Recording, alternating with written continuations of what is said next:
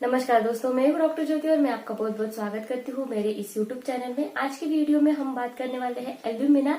ये जो homeopathic medicine है, इसके माइंड सिम्टम्स के बारे में, इसके मेंटल सिम्टम्स क्या क्या होते हैं, इसके बारे में डिटेल में आज इस वीडियो में हम बात करने वाले हैं।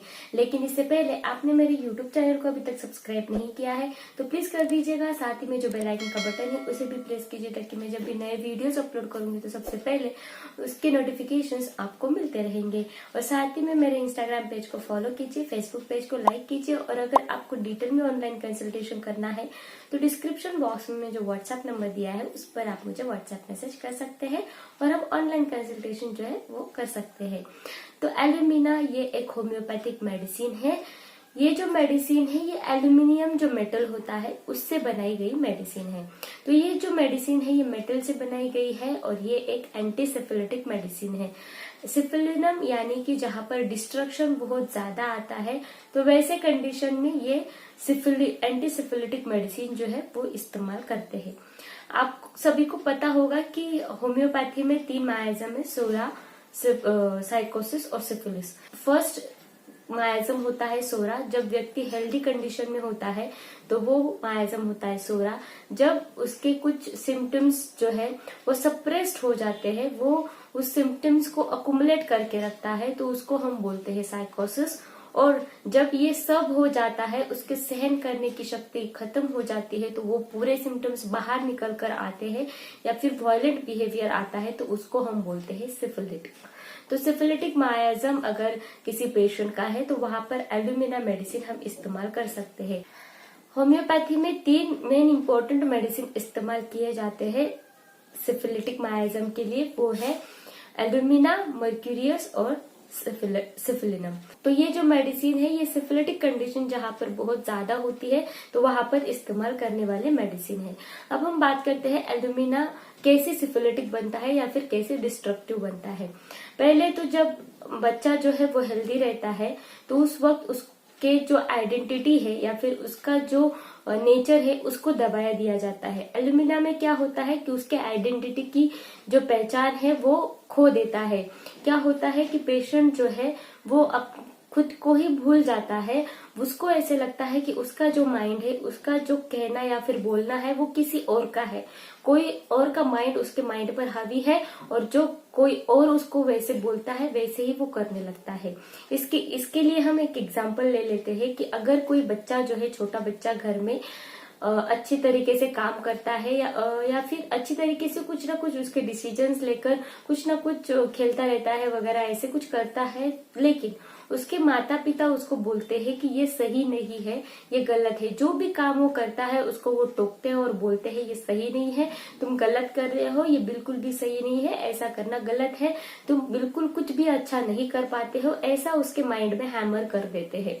अगर ऐसा उसके माइंड में हैमर करने लगते हैं तो बड़ा होकर उसको ऐसे लगता है कि मैं जो भी कर रहा हूँ वो ठीक नहीं है, मैं जो भी कर रहा हूँ वो गलत है, मैं जो भी करता हूँ सही नहीं होता है, तो इसलिए मुझे किसी और की सलाह लेने के बाद ही मैं कुछ अच्छी चीजें कर सकता हूँ। इसलिए वो बच्चा जो है वो माता पिता पर डिपेंड रहता है। जो भी काम करना हो तो वो माता पिता से पूछ कर ही करता है। तो इसलिए वो उसकी खुद की जो आइडेंटिटी या फिर खुद जो काम कर सकता है अच्छी तरीके से वो भूल जाता है और पूरी तरह दूसरों के आवेश में आकर जो भी काम है वो कर पाता है। तो ऐसी अगर कंडीशन है, वो खुद के आइडेंटिटी को भूल गया है, वो खुद के माइंड के बारे में भूल गया है, वो खुद का माइंड बिल्कुल भी नहीं चलाता है, जो भी करता है वो दूसरों के माइंड के हिसाब से करता है, तो ये अगर सिम्टम होता है तो वहां पर हम एल्यूमिना मेडिसिन देते हैं। अगर फैमिली में कोई लेफ्ट हैंडेड बच्चा है यानी कि वो बाएं हाथ से लिखता है या फिर कुछ भी काम है वो बाएं हाथ से करता है, लेकिन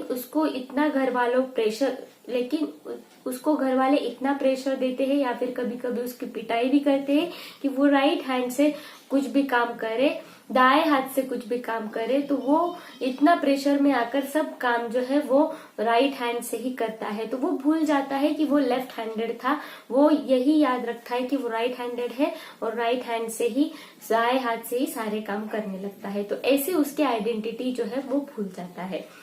नेक्स्ट सिम्टम होता है एल्यूमिना का माइंड सिम्टम, वो है वायलेंट या फिर डिस्ट्रक्टिव।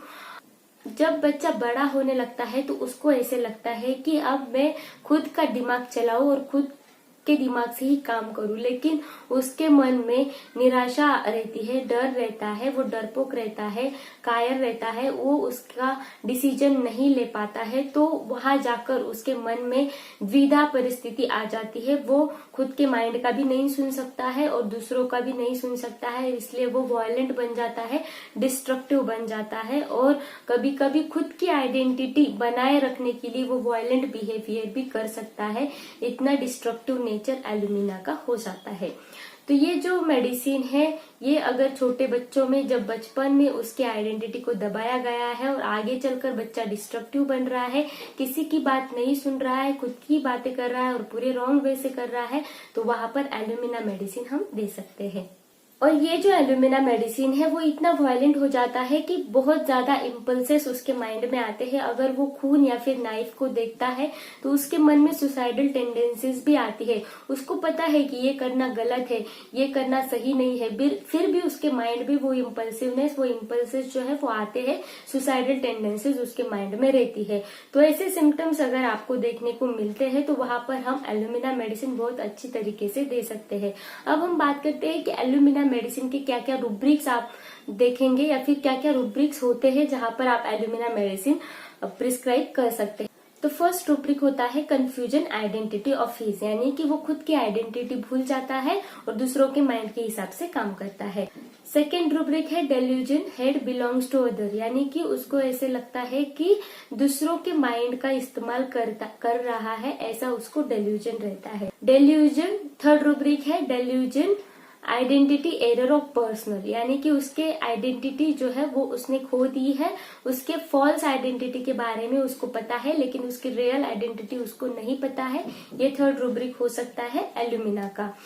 फोर्थ रूब्रिक है फैस्टिडियस, यानी कि उसको अच्छा रहना भी पसंद है। ये मेटल से बनाई गई मेडिसिन है, इसलिए फैस्टिडियसनेस मेटल के मेडिसिन में आते ही है। तो ये पेशेंट जो है ये फैस्टिडियस भी रहते हैं, उसको हर जगह पर साफ सफाई चाहिए, हर चीज जो है वो सही ढंग से रखी हुई चाहिए, तो इसको हम बोलते हैं फैस्टिडियस। तो इसमें फोर्थ रूब्रिक फैस्टिडियस भी आता है। फिफ्थ रूब्रिक है सुसाइडल टेंडेंसी, सुसाइडल डिस्पोजिशन। जब वो नाइफ या फिर खून को देखता है तो उसके मन में सुसाइडल थॉट्स भी आते हैं। नेक्स्ट रूब्रिक आता है obstinate resist wishes of others, यानी कि जब ये बच्चा जो है या फिर कोई पेशेंट जो है वो डिस्ट्रक्टिव बन जाता है फ्यूचर में, तो वो दूसरों की बातें नहीं सुनता है, दूसरों की बातें जो है वो उसको बिल्कुल भी पसंद नहीं है या फिर उनके बारे में सोचता भी नहीं है, खुद की बातें जो है वो करता है, ऑब्स्टिनेट हो जाता है।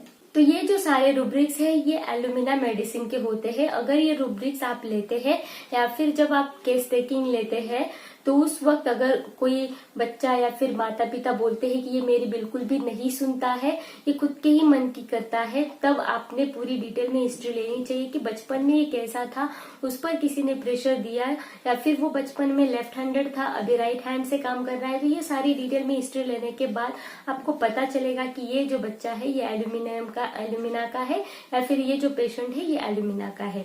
तो आज के वीडियो में बस इतना ही। अगर ये वीडियो आपको पसंद आया हो तो मेरे YouTube चैनल को सब्सक्राइब कर दीजिएगा, साथ ही में बेल आइकन के बटन को प्रेस कीजिए। और ये जो वीडियो है ये होम्योपैथिक स्टूडेंट के लिए बहुत ही महत्वपूर्ण है, इसलिए ज्यादा से ज्यादा ये वीडियो होम्योपैथिक स्टूडेंट तक पहुंचाए ताकि उनको एल्यूमिना माइंड के बारे में डिटेल में पता चले। इस वीडियो को शेयर कीजिए, लाइक कीजिए और मुझे कमेंट बॉक्स में कमेंट जरूर कीजिएगा। Thank you.